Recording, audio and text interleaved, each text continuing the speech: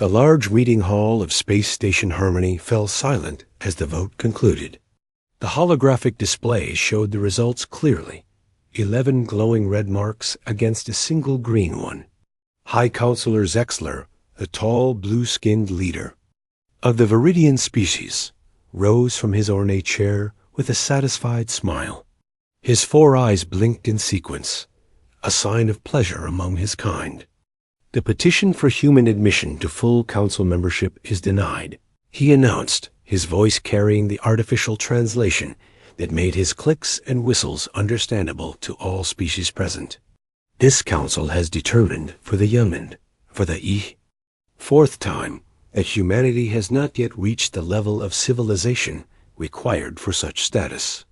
Daniel Ward, the human ambassador, showed no reaction. His face remained calm as he gathered his electronic notes. He was a man in his 50s with graying hair and eyes that had seen too many of these rejections. The slight tightening of his jaw was the only sign of his frustration. The council thanks humanity for its petition, Zexler continued, not bothering to hide the smugness in his voice. Perhaps in another 50 years, your species will have advanced sufficiently to warrant reconsideration. Daniel stood slowly. Thank you for your consideration, High Counselor. The people of Earth acknowledge your decision. His voice was perfectly polite, betraying none of the anger he felt. He bowed slightly, then turned and walked out of the chamber, ignoring the whispers that followed him. Officer Alan Grant watched the human ambassador leave from his security post. Alan had been stationed on Harmony for 3 years, long enough to witness 2 of the 4 rejections. As a human himself, he felt the sting of each one, though his job required him to remain neutral. He nodded respectfully as Daniel passed. Another wonderful day in galactic politics, Daniel murmured quietly enough that only Alan could hear. Yes, sir, Alan replied professionally, though his eyes communicated his shared frustration. Once inside the privacy of the human embassy section, Daniel's calm facade cracked slightly.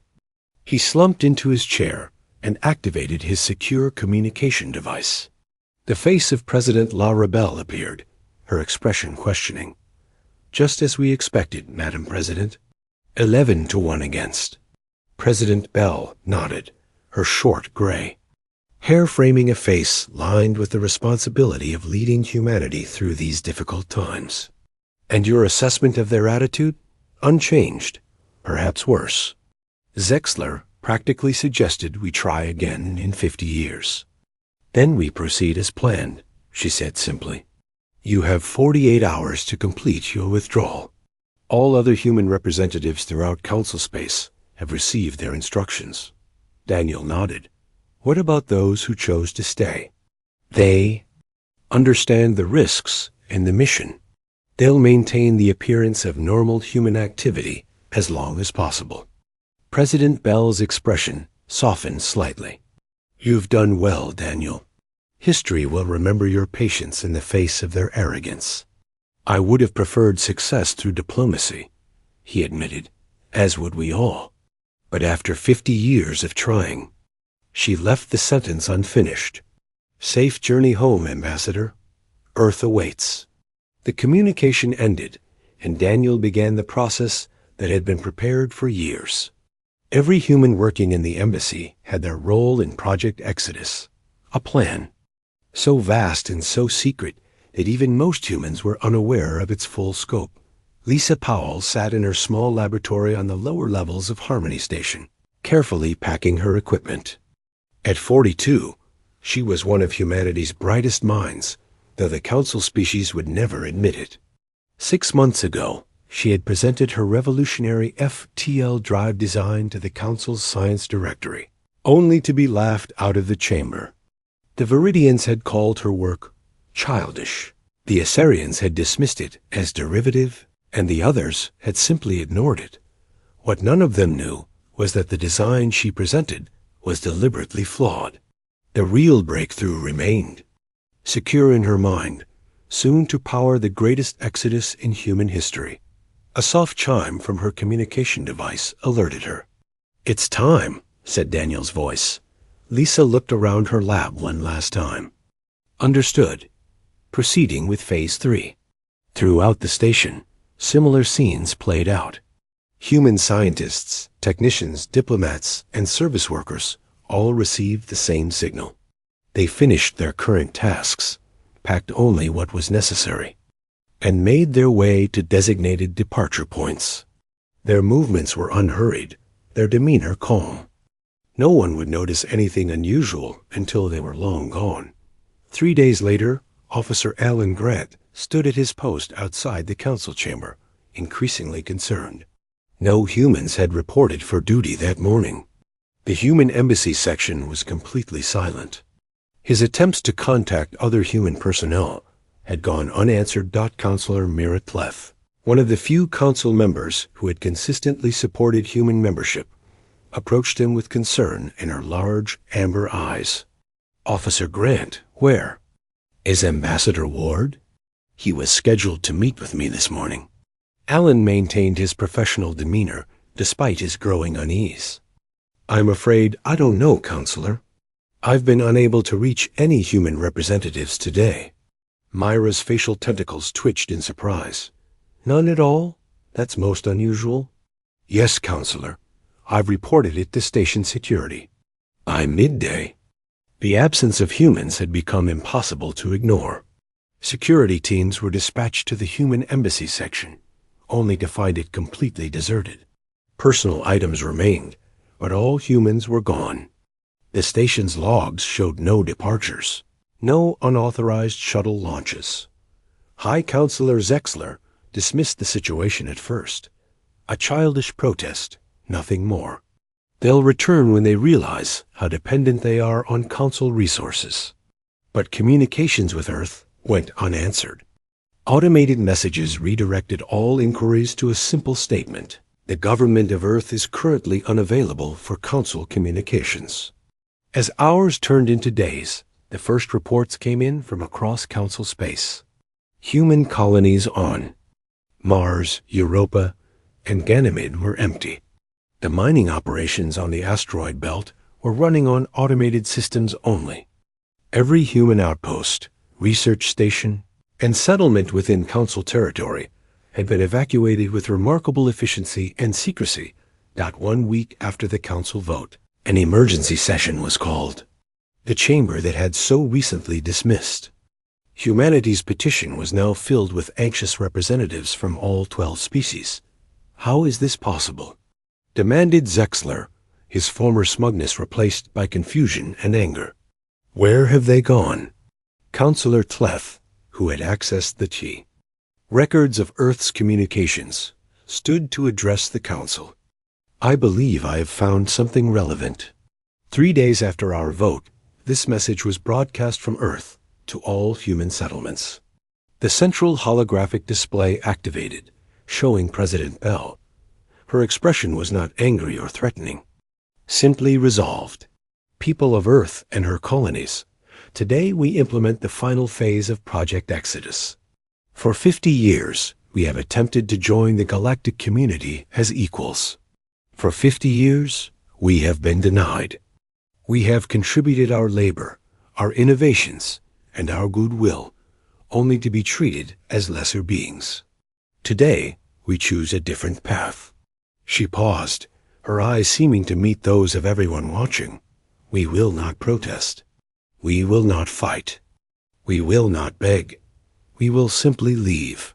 Every human settlement in Council space will be evacuated in accordance with our long-established plan.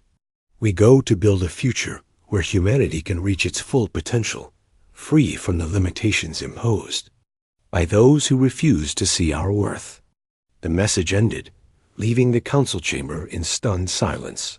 Finally, Zexler found his voice. "Scan all of Council space. They must be hiding somewhere. No species can simply disappear." But as days turned into weeks, the truth became unavoidable. Humanity had achieved the impossible. They had extracted themselves from Council space so thoroughly, so quietly, that not even the most advanced tracking systems could detect where they had gone. The final confirmation came 1 month after the disappearance.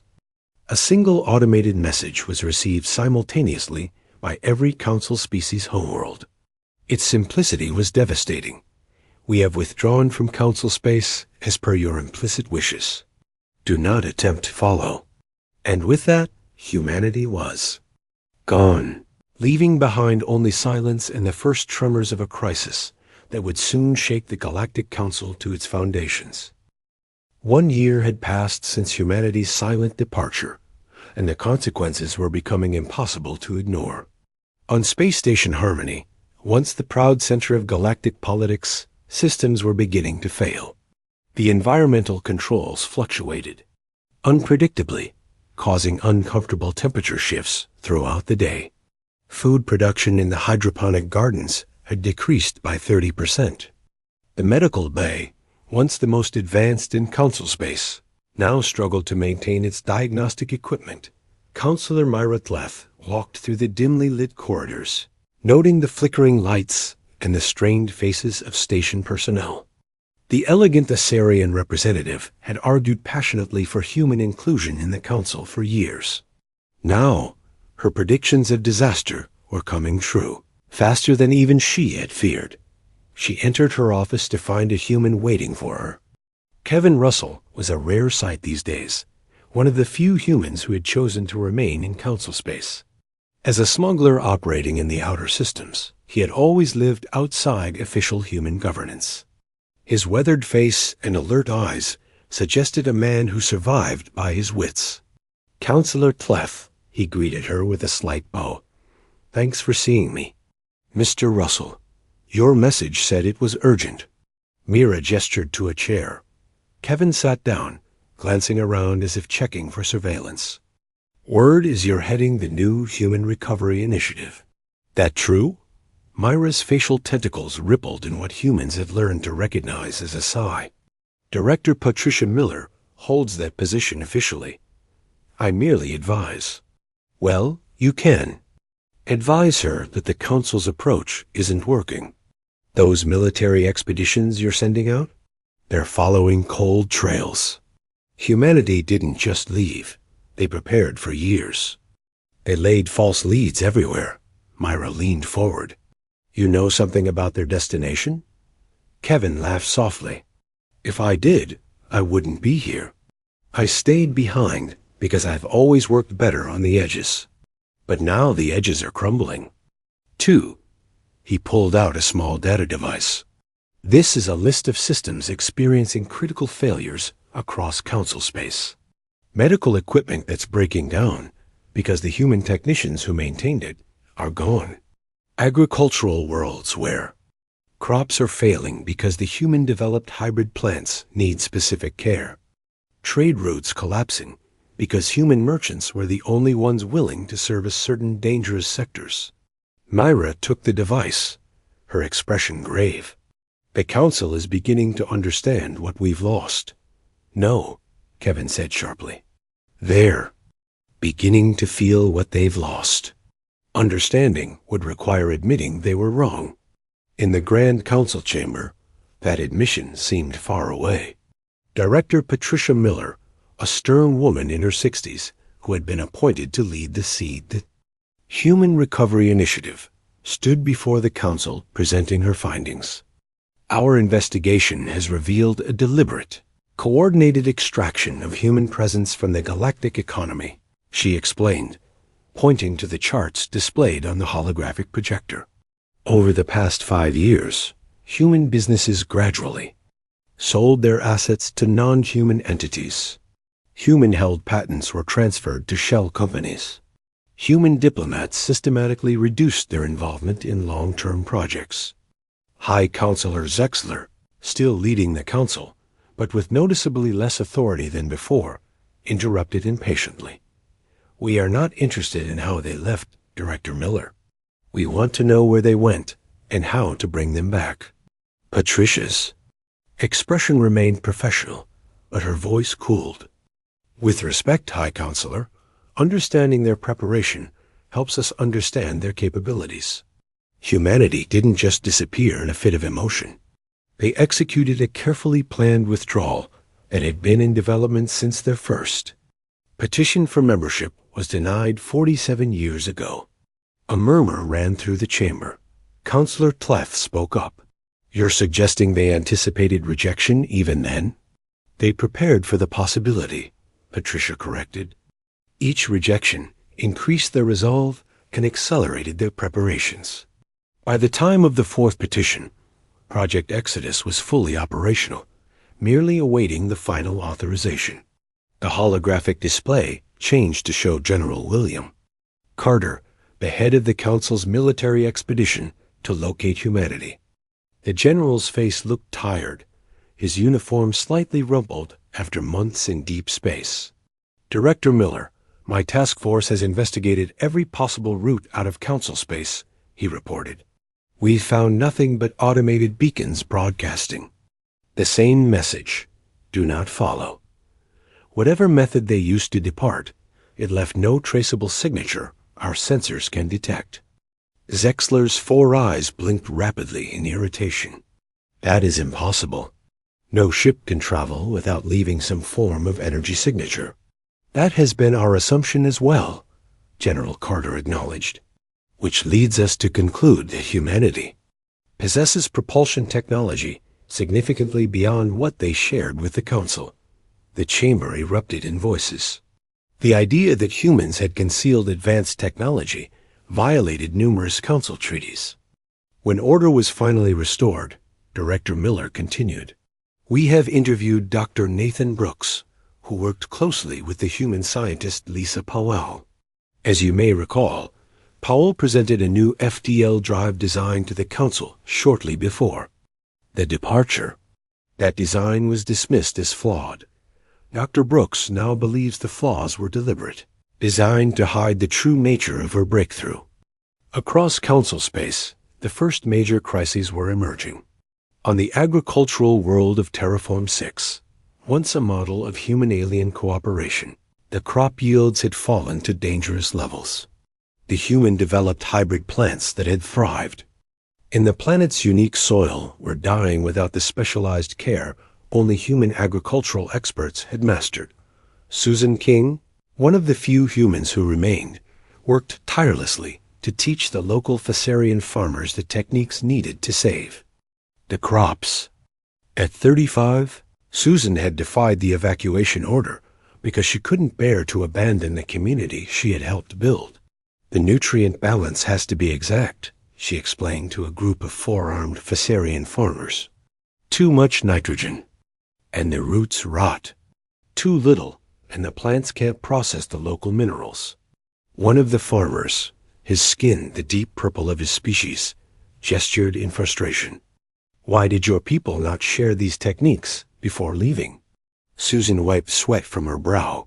"They tried. For decades, they submitted the information to the Agricultural Directory. The Council classified it as preliminary and restricted its distribution. The truth was spreading throughout the galaxy. Humanity hadn't just contributed labor to the Council. They had offered innovations, techniques, and ideas that the Council had systematically undervalued and restricted.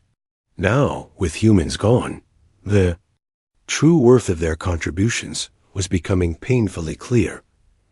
On the edge of known space, a Council scout ship detected something unprecedented. A massive energy signature, unlike anything in their records, briefly flashed at the boundary of their sensors before disappearing. The ship's captain, a veteran explorer named Jackson, immediately reported the finding to General Carter. "It appeared for less than 5 seconds, General. But in that time, our sensors detected the energy equivalent of thousands of ships jumping simultaneously to faster-than-light speed." The general studied the readings with growing concern. "This energy pattern doesn't match any known FTL technology." "No. Sir, if I had to guess, I'd say we're seeing evidence of a completely new propulsion system, one that doesn't use conventional hyperspace corridors at all." The implications were staggering. If humanity had developed such technology, they could be anywhere by now. They might have traveled to regions of space the Council had never explored, perhaps even to galaxies beyond their own dot.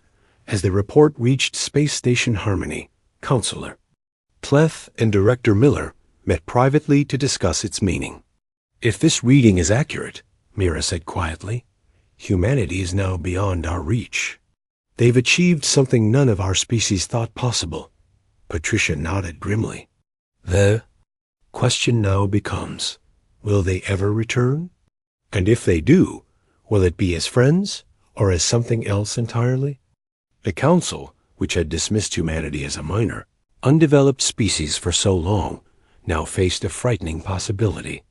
They had not simply lost a useful member of the galactic community. They might have created a powerful new force in the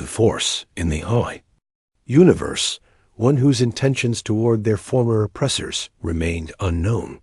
And in the silence humanity left behind, fear began to grow. 3 years had passed since humanity vanished from Council space, and the crisis had only deepened. Space Station Harmony, once the crown jewel of galactic cooperation, now showed visible signs of decay. Entire sections had been sealed off due to life support failures. The Grand Meeting Hall, where the Council of 12 species had once proudly governed, now hosted only 8 representatives.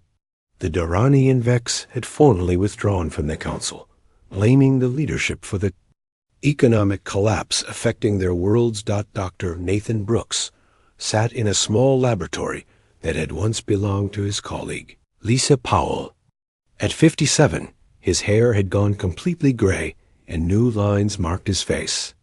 Around him, a team of Council scientists watched his every move as he examined the components of what was supposed to be a recreation of Powell's FTL drive. "This won't work," he said quietly, pushing away from the workbench.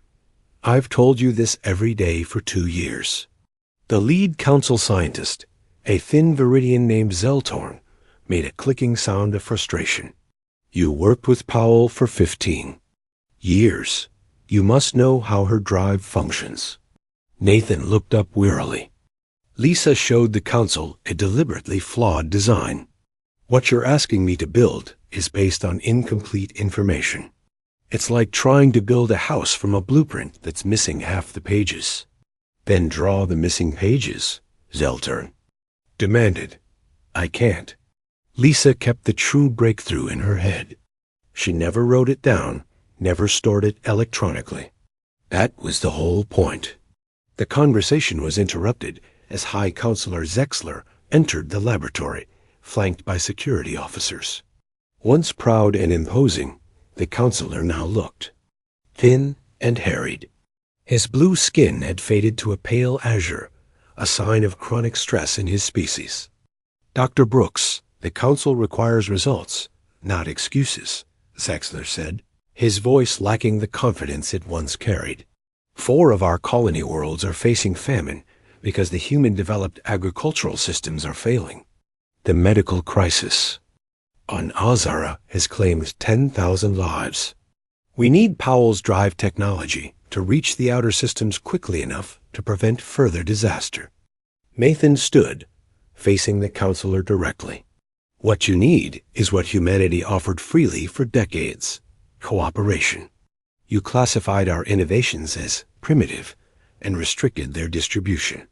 You limited our expansion while exploiting our labor. Now you demand I recreate our most advanced technology after driving its creator away. The irony would be amusing if people weren't dying." In another part of the station, Ambassador Jack Morris attended a private meeting with representatives from 3 Council species.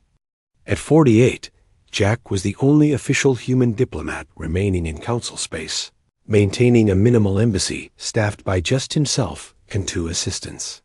His position was unique, technically representing Earth, while having no actual contact with the departed human government. "Ambassador, my government is prepared to offer substantial concessions," said the Asarian representative, her facial tentacles moving anxiously. "Full mining rights in the Cygnus sector, unrestricted access to our medical database, and formal recognition of human sovereignty over any territories you currently occupy. Jack's expression remained neutral. In exchange for? Information on humanity's current location and assistance re-establishing contact. Jack picked up his cup of tea, taking a small sip before responding. I appreciate your offer, but as I've explained to the Council many times, I have no communication with the human Exodus fleet. My role here is simply to maintain a diplomatic presence and relay any messages humanity might send. So far, they have sent none. The Assyrian's skin darkened in frustration.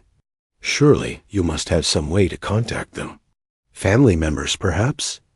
My family left with the fleet, as did the families of nearly every human in Council space.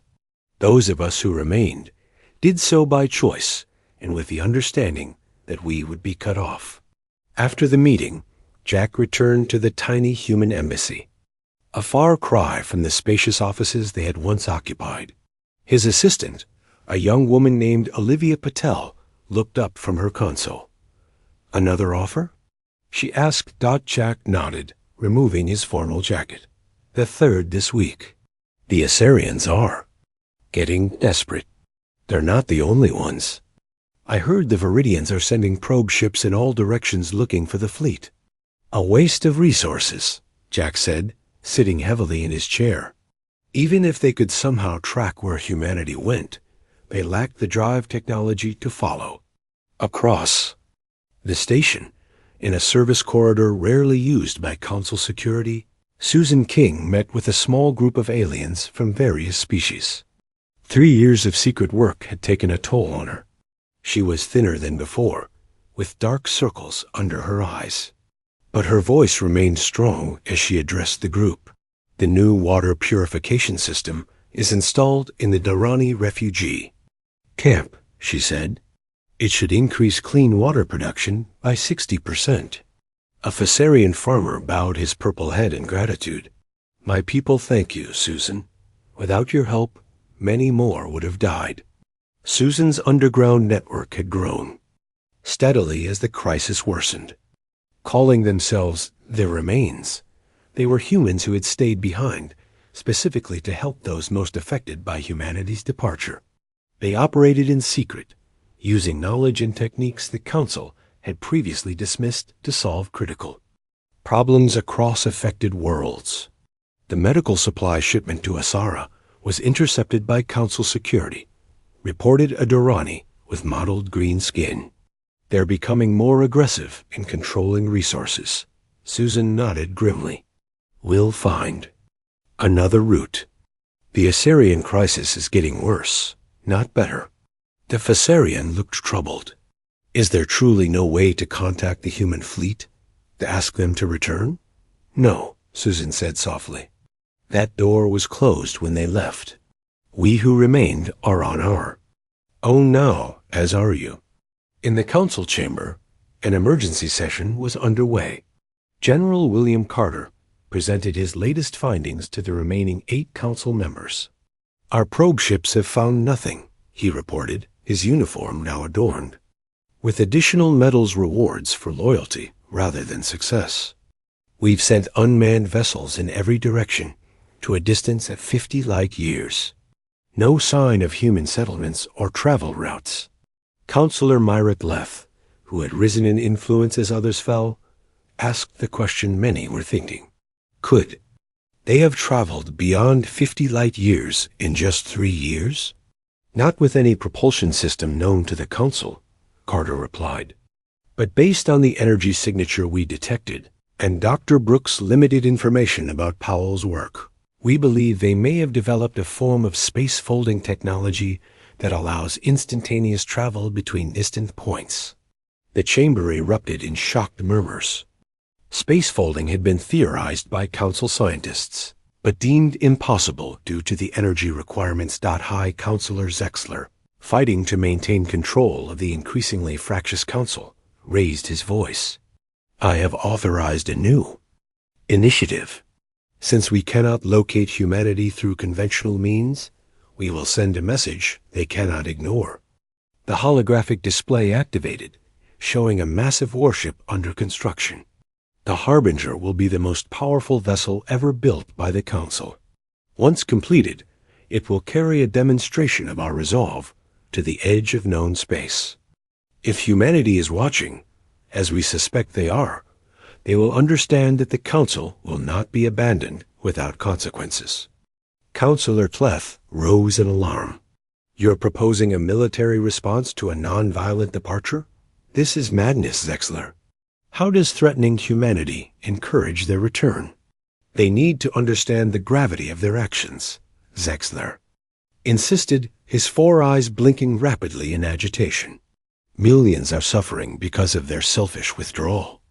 Millions are suffering because we failed to value their contributions when they were here, Tleth countered. Building weapons will not solve this crisis. As the Council descended into heated debate, Ambassador Jack Morris received an unexpected communication in the human embassy. A simple text message appeared on his screen from an untraceable source. Observation continues. Exodus successful. Phase 2 beginning. Maintain position. For the first time in 3 years, Jack had confirmation that humanity was not only safe but watching. He carefully deleted the message, his expression revealing nothing. Outside the Council's knowledge, humanity's plan was unfolding exactly as designed.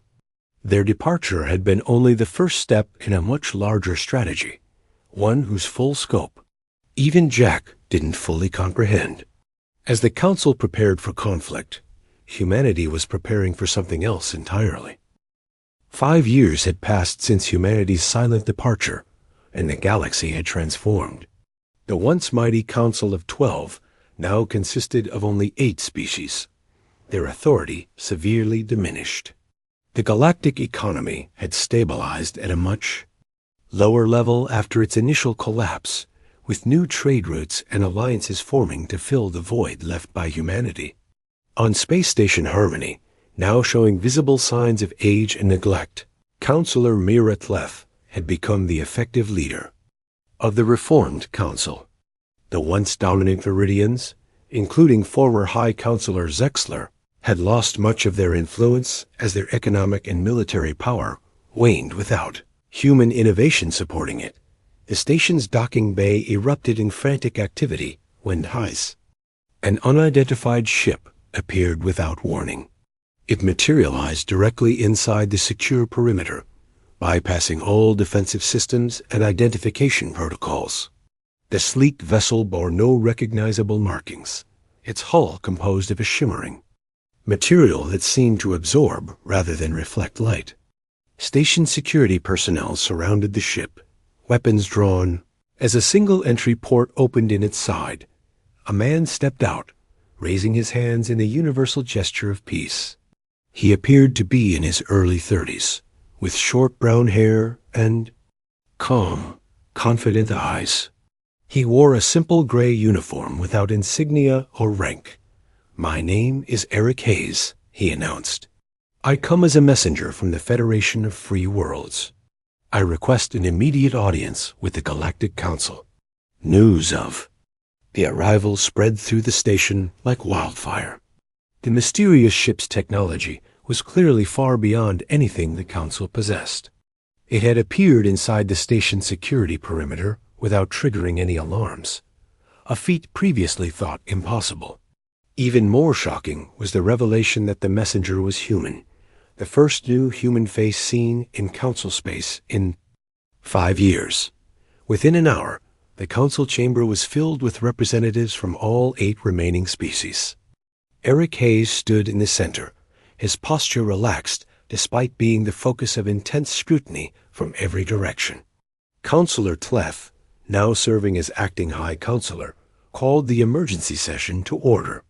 "Mr. Hayes, you claim to represent something called the Federation of Free Worlds." "We have no record of such an entity." Eric smiled slightly. "That's correct, Councillor. The Federation was established after humanity's departure from Council space.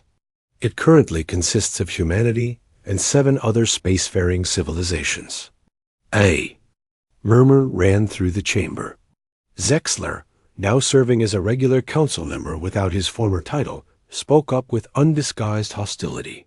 7 other civilizations? Impossible. The Council has cataloged all known intelligent species in this sector of the galaxy.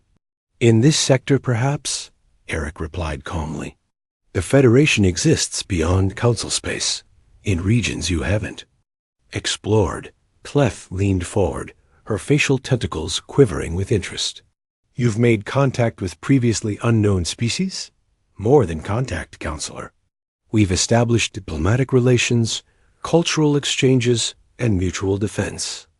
Agreements. The Federation is founded on principles of equality and cooperation among all member species. The council chamber grew louder as representatives conferred with their aides. Leth raised a hand for silence. What is the purpose of your visit, Mr. Hayes? Eric reached into a pocket and removed a small device.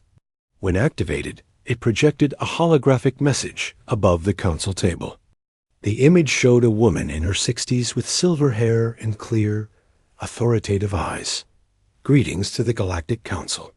I am President Laura Bell of the Federation of Free Worlds. After 5 years of separation, we are prepared to establish limited diplomatic relations with individual species of the former Council. This is not an offer to return, nor a request for admission to your organization.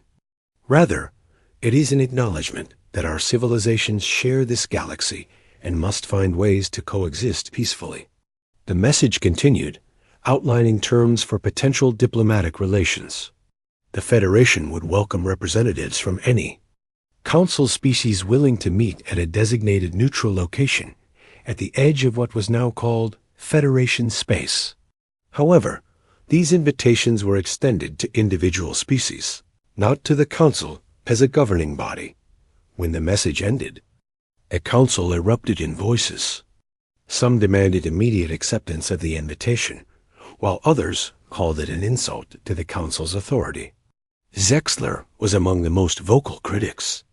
This is a transparent attempt to further fragment the Council, he declared.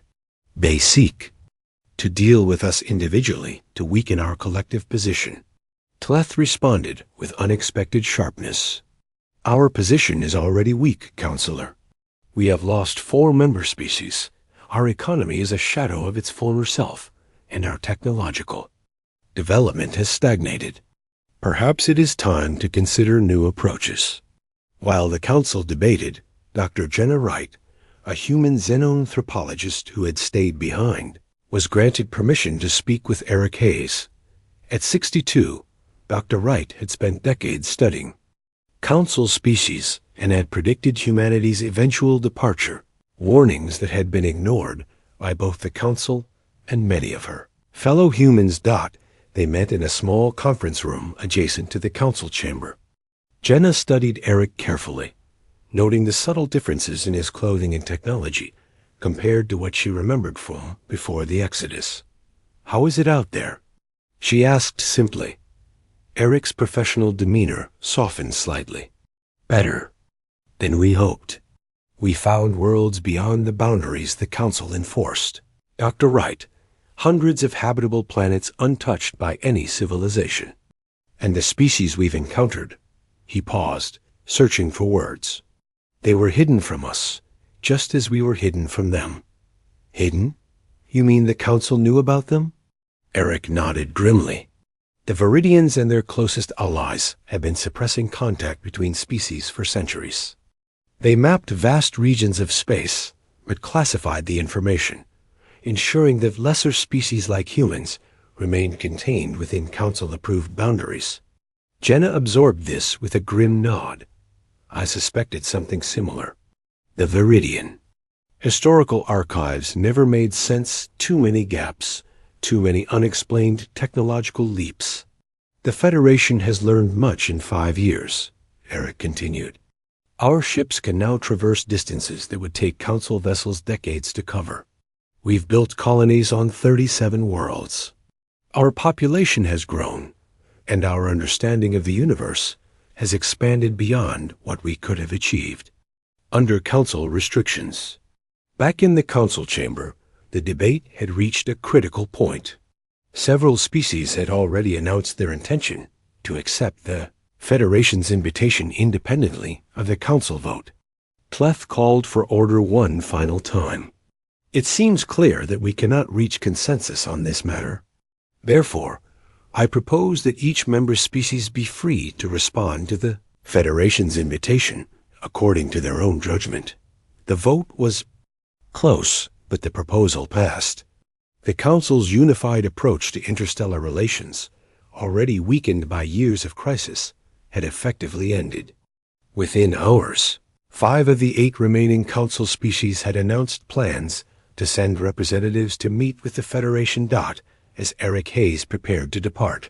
He had one final meeting with Ambassador Jack Morris, who had maintained the human diplomatic presence on Harmony Station throughout the 5 years of separation. "Your service is acknowledged and appreciated," Eric told the older man, handing him a small data crystal. "This contains coordinates and security codes. A Federation ship will arrive in 3 weeks to bring you and any humans who wish to join." "You?" Jack accepted the crystal with a steady hand. "And those who wish to stay? That remains their choice. But they should know that the Federation's policy of non-intervention in Council affairs will continue." "What's coming cannot be stopped, Jack. What exactly is coming?" Jack asked quietly. Eric's expression remained neutral. "Change. The Council hid the truth about the galaxy from humanity and many other species. That truth is now spreading. The old order cannot survive it." As Eric's ship departed, vanishing as mysteriously as it had appeared, Senior Commander Ben Foster of the Council's Defense Force reported to Counselor Tleth with disturbing news. "The Harbinger project has been abandoned," he informed her. 3 of the funding species have withdrawn their support following the Federation's message. Tleth nodded, unsurprised. A warship would have been useless against their technology anyway. "Did you see how their vessel appeared inside our security perimeter? We couldn't even detect its approach. What do we do now, Counselor?" Tleth gazed out at the stars visible through the station's viewport. "We adapt, Commander. For too long, the Council has resisted change, clinging to power structures that served only a few species. Perhaps it's time to build something new from the ashes of the old." As news of the Federation spread throughout Council space, countless beings looked to the stars with new hope. Humanity hadn't just survived their exile. They had thrived and returned, offering a different vision of the future. The Council's age of dominance was ending, and a new era of galactic relations was beginning. 10 years had passed since humanity's silent departure from Council space, and the galaxy was unrecognizable compared to the old order. The once mighty Galactic Council of 12 had dwindled to just 5 species, a shadow of its former power and influence. In contrast, the Federation of Free Worlds had grown to include 23 spacefaring civilizations, with humanity at its heart. The Federation controlled vast regions of space that had once been hidden from lesser species by the Viridians and their allies, and their technology had advanced at a pace that astonished even their own scientists. Space Station Liberty, the newly constructed diplomatic hub of the Federation, hosted representatives from over 40 different species. Unlike the ornate, hierarchical design of Council Station Harmony, Liberty was built as a series of interconnected spheres, symbolizing the Federation's commitment to equality among its members. At the center of the station was a massive garden, dome-filled with plants from dozens of worlds, including many from Earth. President La Rebelle stood in this garden, now 75 years old, but still radiating the quiet strength that had guided humanity through its exodus and rebirth. Her silver hair was cut short in the same practical style she had worn for decades, and her eyes remained sharp and perceptive. Beside her walked Ambassador Myra Tleth, formerly of the Council, and now the representative of the Asarian people to the Federation. "Your people have been accepted as full members remarkably quickly," Lavra observed as they walked among flowering plants from Earth and Assyria, growing side by side. The Council would have made you wait decades. Myra's facial tentacles rippled in what humans now recognized as a smile. The Federation evaluates members based on their values and actions, not arbitrary technological benchmarks or historical grudges. It's a welcome change. And how is Zexler adjusting to the new reality? Myra's expression sobered. Not well. The remnants of the Council have isolated themselves. The Viridians especially cannot accept that their dominance has ended. Lavra nodded, unsurprised. Pride can be the most difficult thing to surrender, more so than power itself. Their conversation was interrupted by the arrival of Ryan Miller, a human diplomat in his 40s who served as the Federation's chief negotiator with former Council species. He bowed respectfully to both women. Madam President, the final delegates have arrived for the summit. We're ready to begin whenever you are. Lavra thanked him and turned back to Myra. It seems our moment has arrived. History often moves in. Circles Ambassador Tlef. 10 years ago, humanity petitioned the Council for recognition. Today, the last Council species petition us for the same. In the Grand Assembly Hall of Station Liberty, representatives from over 60 civilizations gathered for the historic summit.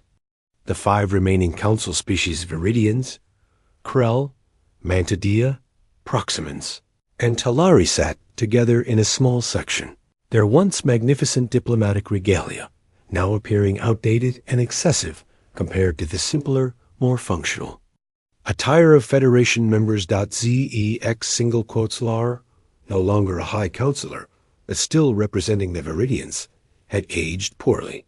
His once vibrant blue skin had faded to a dull gray, and 2 of his 4 eyes had clouded with cataracts. He sat stiffly, his pride visibly wounded by the need to attend as a supplicant rather than a ruler. President Bell took the central podium, her voice strong despite her age. Representatives of the galaxy, I welcome you to this historic gathering. Today, we meet to formalize relations between the Federation of Free Worlds and the remaining Galactic Council species. This summit represents not an ending, but a new beginning for all our peoples. As Lavra outlined the Federation's principles and the terms being offered to the Council species, Daniel Ward watched from a side entrance. Now in his 60s, the former human ambassador to the Council had become a senior advisor to President Bell. He found a certain symmetry in the moment 10 years ago. He had stood before the Council as they denied humanity's petition for the 4th time, setting in motion the events that led to this day. A young aide approached him, whispering that someone wished to speak with him privately. Daniel followed the aide to a small meeting room where, to his surprise, Zexler waited alone. Ambassador Ward, the Viridian greeted him, his once booming voice now thin and reedy. Or should I say, Advisor Ward? Counselor Zexler, Daniel replied neutrally. This is unexpected. Zexler gestured weakly to a chair. Please sit. My strength is not what it once was. Daniel sat, studying the alien who had once embodied the arrogance that drove humanity away. What can I do for you? Counselor? I find myself troubled by a question that has haunted me for years, Zexler admitted. Did humanity plan this all along? Was your exodus part of a strategy to destroy the Council and establish your own dominance? Daniel considered the question carefully. No, we genuinely sought membership and cooperation. Project Exodus began as a contingency, a last resort if diplomacy failed. With each rejection, more resources were directed toward it, but our first choice was always peaceful integration. Yet you must admit, the outcome has favored humanity tremendously. The outcome has favored cooperation and equality, Daniel. Corrected. Humanity doesn't rule the Federation. We helped create it, certainly, but each member has equal standing. That was always what we wanted from the Council, nothing more. Zexler, as remaining clear eyes, studied Daniel intently. You could have returned with weapons, with demands for reparations. After what we denied you, many would have sought revenge. Revenge is wasteful, Daniel said simply. We left to build something better, not to punish those who rejected us. Your punishment was simply the natural consequence of your actions. In the assembly hall, the summit proceeded with presentations from Federation scientists revealing the true extent of the galaxy star systems, habitable worlds, and resources that had been hidden by the Viridians for centuries. Many representatives from former council species reacted with shock and anger as they realized how thoroughly they had been deceived by their own leadership. Dr. Jenna Wright, now a senior Federation xenonthropologist, explained how the Council had systematically restricted the development of lesser species while exploiting their resources and labor. The Viridians and their closest allies maintained power not through superior civilization, but through information control and artificial scarcity, she concluded. The summit reached its climax with the presentation of the Galactic Concordat, a new framework for interstellar relations based on principles of transparency, mutual benefit, and cultural autonomy. One by one, representatives from the former council species rose to sign the document, formally recognizing the Federation and accepting associate status with the new galactic order. Zexler was the last to approach the signing table. He stood before it for a long moment, his hand trembling slightly. Then, in a gesture that surprised many, he removed the ornate medallion that had symbolized Viridian authority for centuries and placed it on the table before signing. The old ways end today, he announced, his voice carrying across the suddenly quiet hall. The Viridian people accept that we were wrong. As the summit concluded, Ambassador Cleth joined Ryan Miller on an observation deck overlooking the garden dome. They watched the representatives mingling below, former enemies now, cautiously engaging as potential allies. The irony isn't lost on me, Myra said quietly. Humanity has created the very thing the Council claimed to be a true community of equals. Ryan nodded. All it took was our absence to teach you our worth. And what happens now? She asked. With so many species joining the Federation, surely new challenges will arise. Of course, Ryan agreed. But we'll face them together, as equals. That's the difference between the Federation and the Council. We don't pretend to have all the answers, but we're committed to finding them without sacrificing anyone's dignity or potential. As the newly signed Concordat was formally registered in the Federation archives, President Lavra Bell met privately with Daniel Ward. They stood before a large viewport, gazing out at the stars that now represented opportunity rather than restriction. Did you ever imagine this outcome when you received that final rejection 10 years ago? Lavra asked. Daniel shook his head. I hoped we would find safety, perhaps build a new home somewhere beyond their reach. This, he gestured to the station around them, to the representatives of dozens of civilizations celebrating a new beginning. This exceeds anything I dared to imagine. Humanity didn't just survive, Lavra said softly. We helped create something better than what we left behind. Not through violence or vengeance, but through example. Together, they watched as ships from across the galaxy docked with Station Liberty, bringing new voices, new ideas, and new possibilities to a galactic community that was finally living up to its name. The stars that had once seemed limited by Council boundaries now stretched endlessly before them, full of promise and discovery. Humanity had left in silence, but their return had changed the galaxy forever.